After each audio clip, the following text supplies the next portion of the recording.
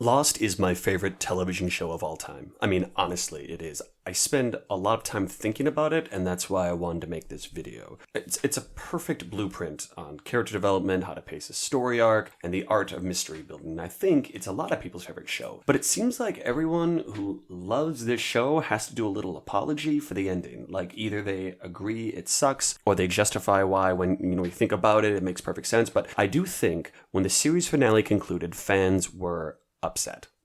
I know some really liked it, I know some really hated it, but mostly everyone kind of had this weird feeling that something really wasn't quite right. Like something was off with the whole thing. So this rhetoric starts about how, they didn't answer everything, or this proves the show didn't know where they were going, and that's why we didn't like it. But I submit it's none of that. I honestly think those are convenient answers for something we really couldn't put our fingers on at the time. The show wasn't about answers. The show was all about questions. That's why we watched it. That's why we couldn't wait to see where the story was going to go. We tuned in for the mystery, and we didn't hate the ending because every aspect of that mystery wasn't solved. That's ridiculous. We were left feeling unfulfilled because season 6 was a fundamental shift in the show, which is nothing new to Lost. I mean, the shifts in the show is what kept us excited about watching it. The reason we hated it is because it was a shift backwards. See what I did there? That's when they shifted backwards in the show, so it's two things. So for me, Lost as a show is broken up into 3 parts. Part 1 is season 1, part 2 is seasons 2 through 5, and part 3 is season 6. So let's look at these core concepts of Lost through these parts. So, Lost's conflict. Season 1's conflict is pretty straightforward.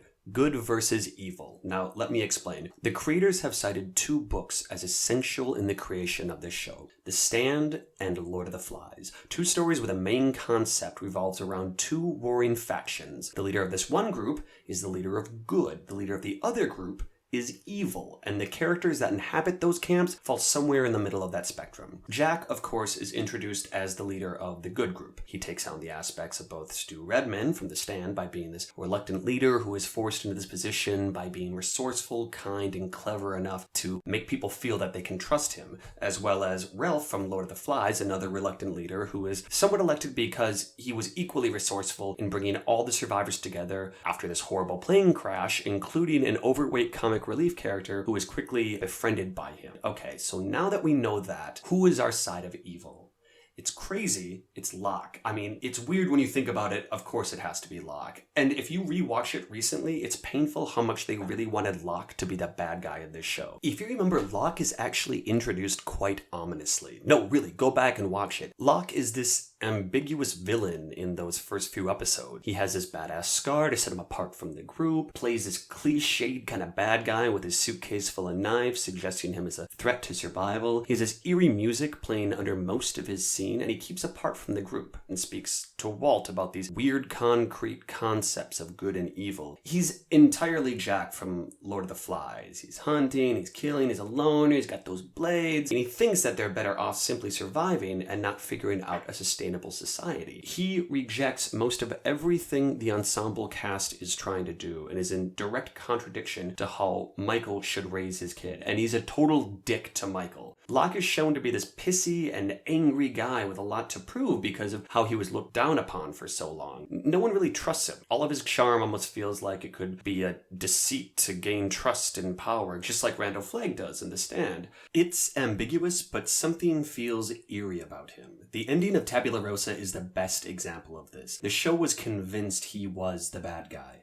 I would argue even his insistence on investigating the hatch shows his desire for the good of him instead of the group as a whole. He's a dissenter. Locke spoke to the island, he says, but if you forget the other seasons existed, it's super fucking odd. Everyone else is also weirded out by this shit. Jack is entirely this form of good at the beginning. Good-natured and kind, brave and compassionate. Jack is the more even-keeled one who is trying to weigh the possibility of survival for all in the group, not just the survival of the fittest. He's the good guy who gives impassioned speeches that everyone is going, yeah, this guy's good. This guy's like the best guy we got here. The conflict for part 2 is expressed in the first episode of the second season, Man of Science, Man of Faith. The hatch is the key component that both defines Locke and Jack. Jack already worries about entering the hatch. We, as an audience, realize that Jack is a bit of a buzzkill. We want to know what's in the hatch. Why doesn't Jack want to know what's in the hatch? And it's because he has to worry about the safety of the group, which is not a fun or a cool job. We start to see Jack as the one who has to make hard decisions if he's going to keep everyone safe. Because of this, he comes off as quite aggressive and stubborn at times. This develops Jack's character. He is no longer a one-note hero dressed in white, but an actual person who has his own hang-ups and psychoses. Jack makes his points through, though arguably neurotic, but logical steps from his archetype as a doctor, fixer of the seeable world, cementing him as our empirical cipher, or man of science. Locke, on the other hand, is set on investigating the hatch, which is exactly what the audience wants, so he becomes our audience agent because he's just as curious as we are. He befriends Boone and realizes that the value of that companionship is important to him until he loses Boone.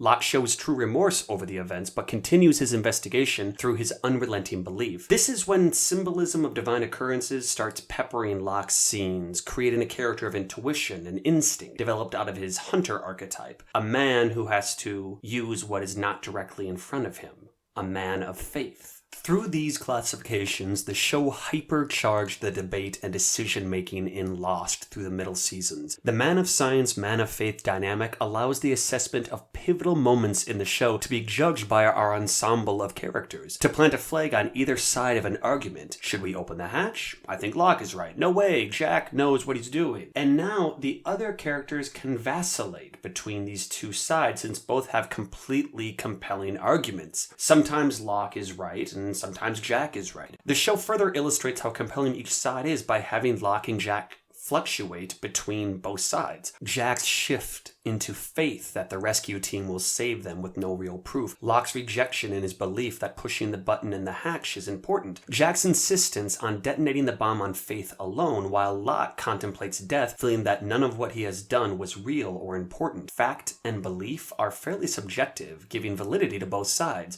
Was it right to blow up the hatch? Was it right to embrace the rescue team? Both had positive and negative effects for the survivors. More mysteries built on a show of mysteries. It was exciting. We had a great fucking time with these ideas. We as an audience were allowed to speculate and form our own opinions of the mythos, character motivations, and the overall world of Lost.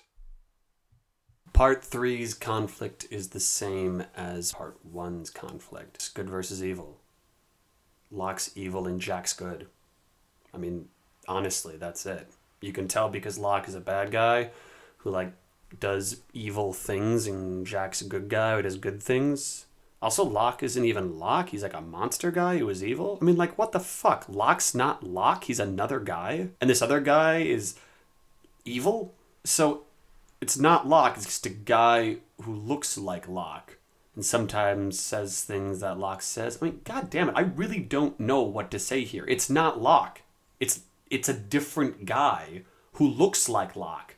It's fucking depressing to just destroy this really interesting dynamic to replace it with this black and white trope that we've already been through. But here is the crazy thing. This monster guy, this guy who isn't Locke, is entirely built around the same traits we saw Locke in during season 1. He uses knives, he's conniving, he cares only about the betterment of himself, he has that eerie fucking music comes back, he's all this stuff. And then Jack is suddenly the lead in this ensemble show. I mean, yeah, he was an important character, but he wasn't the lead. They just made him the lead because that's how you know he's the good guy. It's a hero again too. It's not about ensemble anymore. It's not about a group of people surviving. It's just all about Jack because he was the good guy and all the good characters follow him and all the bad characters follow Locke. And suddenly they're telling us that certain characters are bad now for no reason. Sayid is bad. Why the fuck is Sayid bad? Is it because in season 1 he tortured Sawyer? And the guys on the good side know they're on the good side. And the guys on the bad side, also know they're on the bad side or they've gone crazy because bad people go crazy and that's why they're bad. I mean, you felt this, right? But it's not entirely out of place if you think back to the first season. If you just watch season 1 and then season 6, it's kind of makes sense if it's a 2-part story. It's setting up this battle between good and evil, and then the last season has this